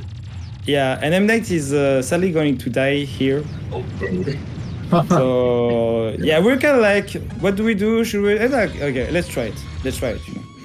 yeah, let's just keep at it. Yeah, let's see how it goes. Let's see how it goes. He's gonna be my bodyguard. Exactly. Yeah, Yeah. that yeah, could be but fun. it's really something I should pinpoint is that when you're in co-op, like sometimes one of the players is going to be really good, but the other player is going to completely mess up. And next time it's just the other player that does it's the other way around. One player does and it's like you have to have the player two who did focus. well. So every co-op clear is kind of nice in that regard, and is always satisfactory because you got every player at the end of the screen. And actually, it's also interesting because we have to rethink the strat. And right now, I just let M.Knight took the 2 shield because it's more important that he just holds on to his life, Because I have 4 lives still, I can take him out. I should also point out that there's lives as items in some power-ups waves. But the particular thing about Sagaia V2 is that you only get 1, whereas in Darius 2 you get like 3 or something like that. On Sagaia V2 you only get 1. Yeah, I noticed those 1-ups appear as items pretty often. Is that just, are they always in the stage, or is that like depending on something Yeah, else? they're Okay. just part of the regular enemy waves. Gotcha, Yeah. cool. I won't go too much into detail about the power-up system because actually it's pretty complicated and it's different between the difficulties, and it's basically very technical but not doesn't have much of an impact, at least if you're playing for survival or basic clear. But basically each power-up comes up with a specific wave. Well, basically maybe what I can say is that sometimes it's better not to shoot a wave and then to wait, because the next time you're going to see a UFO, if you haven't shot it and if the power-up hasn't been released, you still have some opportunity to get Oh, wrecked. it. Yeah. Yeah. Nice. And it was max rank, like you can see that it says 15 and it's max rank. But yeah, 2 players with 30 hertz and and since it's Sagaia V2, less HP, like as I said, a lot of the sections are easier in 2 players.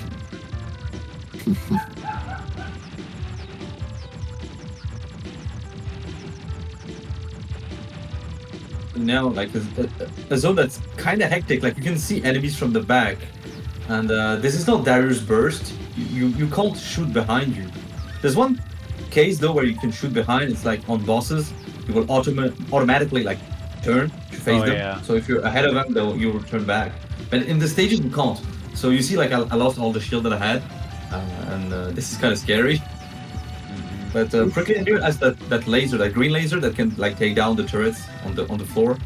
So and like the terrain also takes advantage of that. There's like some mountains and stuff, and the enemies are kind of like behind those. Oh no! Oh no! I What took were you another doing? hit. Yeah. The choppers. At least, yeah, this game at least doesn't like if you die you can still continue the game. Well, actually, I say that it's most games, even if you have checkpoints in co-op, they remove checkpoints for obvious reasons. But yeah, basically it's all about like taking hits and doing what we can, just to get to the end and to cheese the final boss. So I now lost my shield, but it's not too bad because you're reaching the end of the game and you have 5 lives. So Yeah. ideally it should go okay. Yeah, these runs aren't too long, are they? Like 20 minutes each. It's pretty Yeah, exactly. fair shmup length. Yeah, Oh. exactly. Got tagged there, trying to cross. Yeah. Yeah. I didn't specify it, but on this boss, it's much better to just go behind. And it's actually something they fixed in the Saturn version and also in the Darius II free-screen version. Like, you cannot cheese the boss as easily by going to the back. But I really recommend this strat because in two-screen version, you really get point-blanked pretty easily by those... Yeah, the boss is so those things. massive. Yeah. And I should also say there's going to be a seizure effect at the boss of the next stage. Okay. So the stage is fine, just a remix of the first stage, which actually was one from Darius II. You see this one in Darius. Yeah, it's like the famous, like, I always wanted a thing called tuna sashimi stage, but this time it's blue. Exactly. We don't have the radio transmission in this version of the stage. So that would be funny, but I noticed there's like a lot of references like to other shmups. Well, yeah, you had like the little flames here. Those are like the little salamander arches. Yeah. But then you also had like the Gradius volcanoes earlier too. Yeah, definitely. Yeah, the first Nice. stage is definitely a reference to the first. I think I noticed another the second reference to it. Darius and Salamander. Yeah, one of the references also that many people know is that you have see these sort of blocks, and people think they relate to Xevious, but actually Oh, the according Xevious to blocks. develop- That's what I was gonna exactly. say. Yeah. But actually, according to devs, it's more referring to 2001: Space Odyssey of Monolith. Wow. I don't know if you've seen that. So movie, I wonder but- if that's the Oh, yeah. Xevious inspiration. Makes Yeah, sense. yeah. That's, Yeah, well, actually, that's what they said. And actually, the boss we're going to see on this one is also reminiscent of 2001 Space Odyssey. Yeah, If you've seen that movie, yeah, I've you, seen you it. will It's understand. Yeah, Not the you will most understand. easy movie to watch, but Yeah. interesting. But very though. good if you're a bit drunk or high. Meditative state. Yeah, maybe it's the 2.5 hours go by. 2001 is also probably the amount of deaths we had in this stage.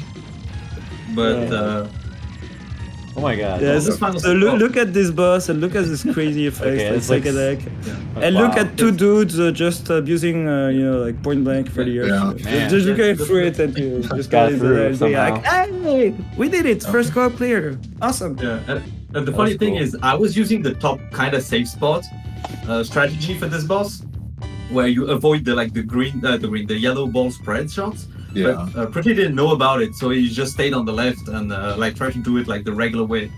It could have Yeah. turned out like really bad for both of us, but we made it. We made it Yeah. out right. Actually, Both I hate to alive. say it. I hate to say it, but I've never understood this safe spot. Like, despite all my experience with the game, I just find it better to straight dodge the boss and honest dodge. Even though it comes quite close, especially in two-screen version. Yeah. Yeah. Oh, that's cool to see. 'Cause that's one of the ways to defeat the boss if you're at low power and you don't really know how to do like the dodges. You can go at the top, but you kind of have to be careful because it's not always safe. Like depending on it depends on the boss position itself, and it's not free. It's not like a static safe spot. Right. Yeah, Yeah, definitely. That's co-op clear. Yeah. Actually, Aquas, if you want, I can show you the slowdown in co-op. Sure. If you want to see like a short piece. Yeah, post it here. We can do that. Yeah. I want to see the game Yeah. chug. Because actually, I was really shocked when I saw it on first time. I was shocked. Like I was like. Okay.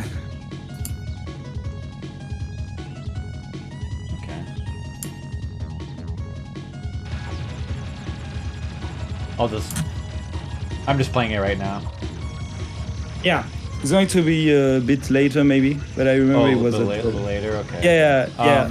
Well, I'm at 1740. Yeah, here. Yeah, like here you just saw it. Yeah, actually, it just was there? a few Okay. seconds. Yeah, it was there, but just very sudden. Let me rewind it. Like, it's like you're playing Esgen. Oh, there it is, yeah. Yeah. Yeah, that's it. Okay, yeah, that's a little jarring. Yeah, I mean, it's like half speed. Exactly. Yeah. It like halves the frame rate probably. Yeah, and it's really difficult to control. Mushimi-sama, because, that's a blow. Yeah, exactly. And Switch versions can be even worse than that, from what I remember. And there's also another thing I wanted to show, if that's possible, to Ian, is the first known appearance of Taito Laser in against Little Stripes boss. So I sent Really? you the link. Okay. Yeah. The first title laser, apparently. Okay. Yeah, Let's see here. well, first known at least. Like if someone knows. That's just so when we say title laser, it's just like these homing lasers. You'll see it. Yeah. And, Yeah, exactly. homing it. Like it's like a homing attack. Yeah. Yeah, exactly.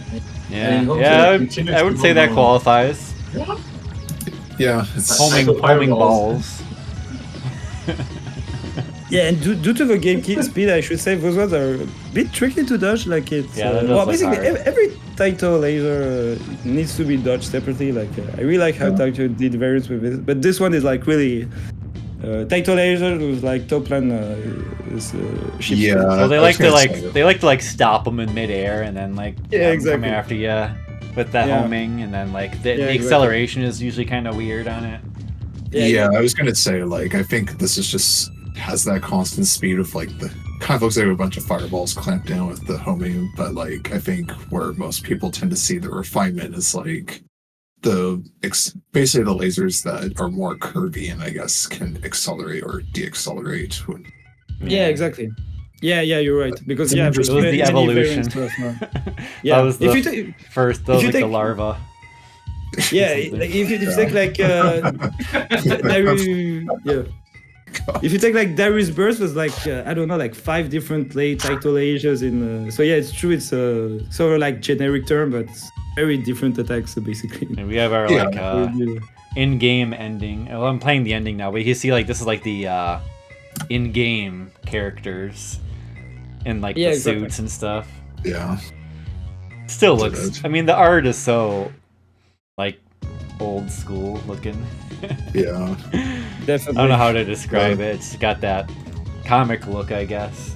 Yeah, it's Yeah. kind of like very Western comic Yeah. inspired, I guess. I don't know. Yeah, I'm not sure. Yeah, the Western. Yeah, the inspiration. There must be a reason for it. Maybe it's Yeah. because they're blonde or whatever. Yeah, I mean, so there's certainly structure.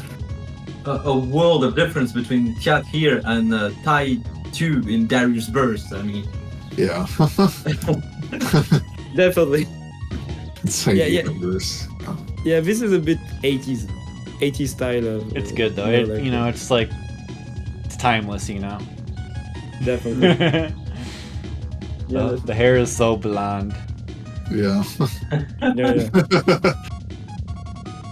Yeah. Like her hair is really like the nice, same color as her armor. It's like damn. And that Yeah, and his that's gold the- chain. He's Just like color code. Gold medal, yeah. looks like he's wearing like a Contra power up that necklace. oh, The yeah. Contra power up. Oh, but he's not part of the Red Falcon. Yeah, like the Red Falcon logo. It's another jab at Konami, maybe. And Okay, there's actually Konami's some. copper and we're gold. Yeah. There's also some funny trivia on that ending. Is that if you take the free screen ending, you get to see some knights at the right side of the screen.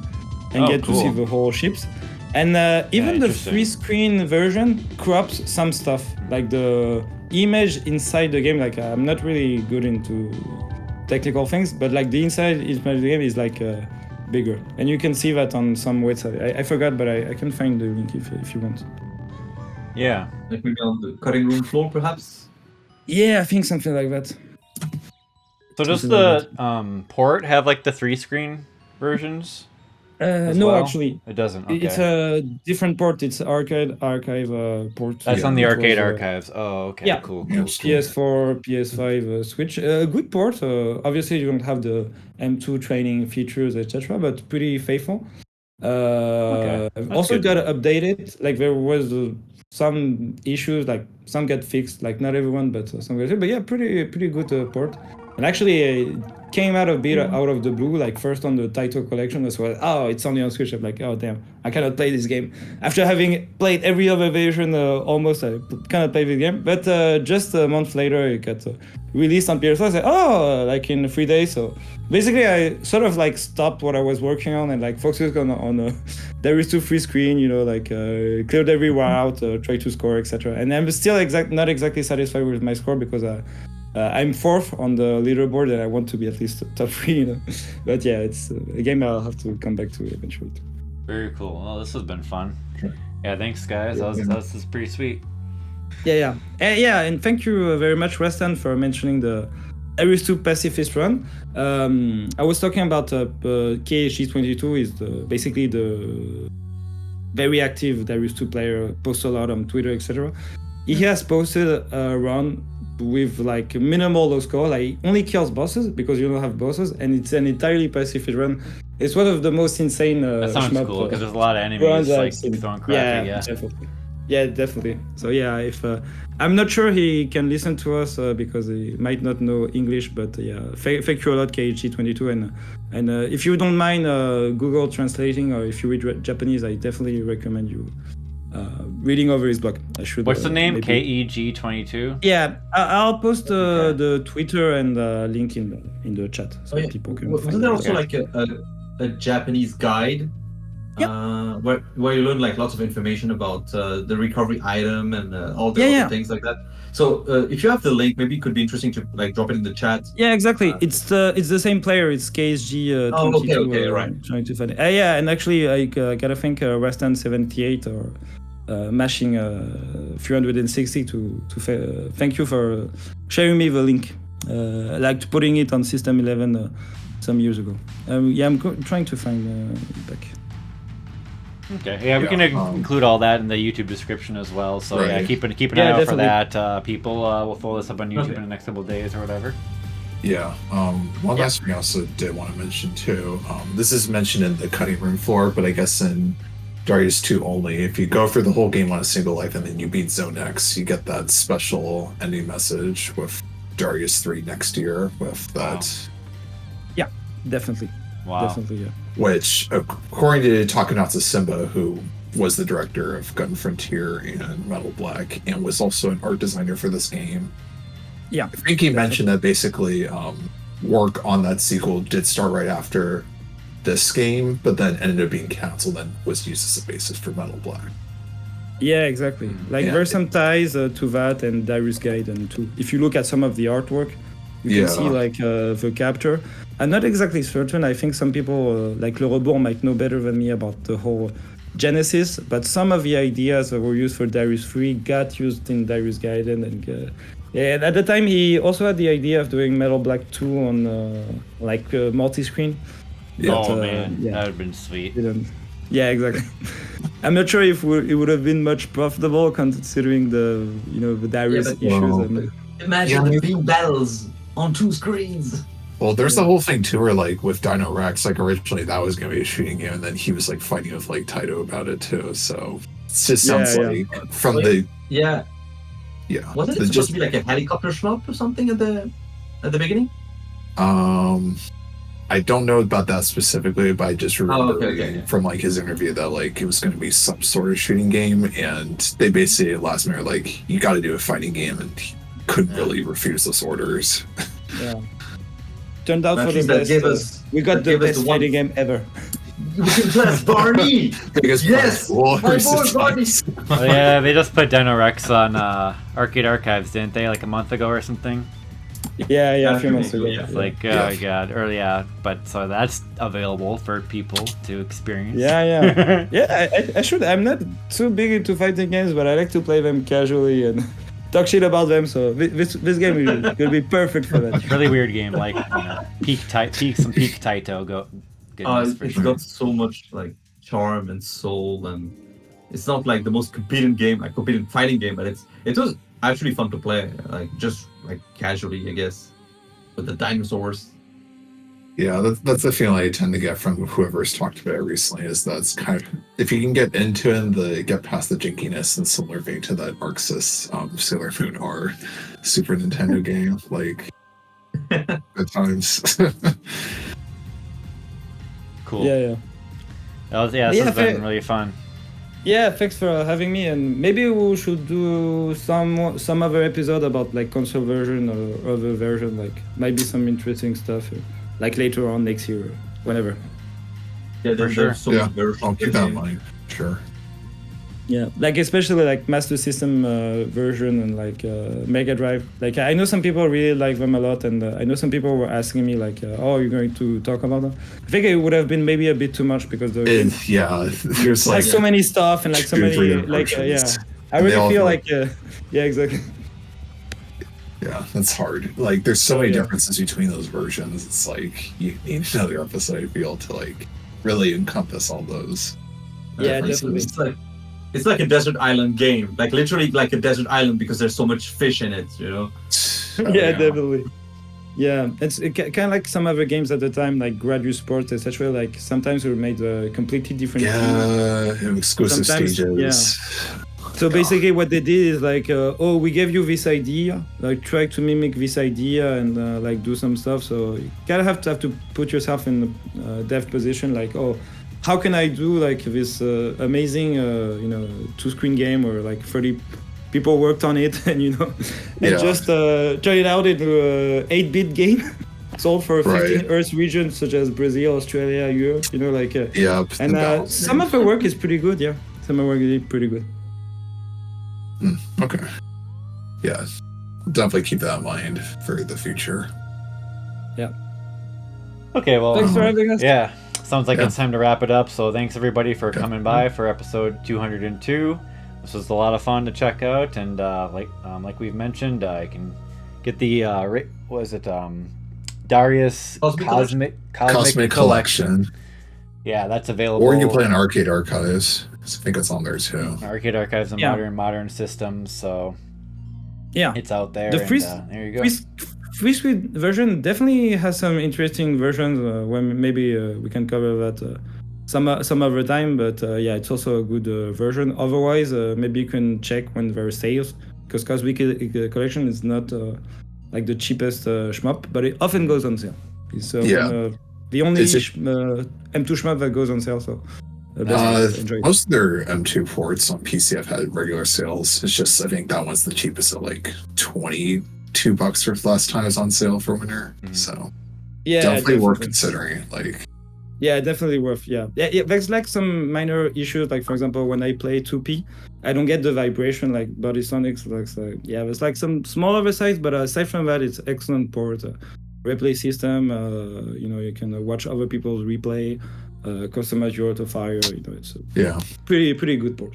Of course, if the stuff That's doesn't true. go on sale, it's always nice to support the shmup genre monetarily if you can, because Definitely. that does help Definitely. these developers. It does give basically gives them your vote that you want more of it. So it's always nice to Yeah, support definitely. if you can and you got the money to throw around. In any case, Yeah. we'll wrap it up here. Till next time, everybody, and we'll try to get another episode here in the next few weeks or so. I think people have been Okay. demanding some Galuda, ESP Galuda. Yeah, so definitely. Get on some of that. So Yeah, and I also heard from someone that might be interested in doing a Siren episode with you Okay. guys. once Okay. again, we do I have the submission form, so I'll feel check free that to out. Yeah. look at the submission form in our YouTube description, and the rest of the stuff that we'll post about the episode in the description. But yes, till next game, everybody. Later. Yep. Goodbye. See ya. Bye bye. Goodbye. See you. Yep. See you next game.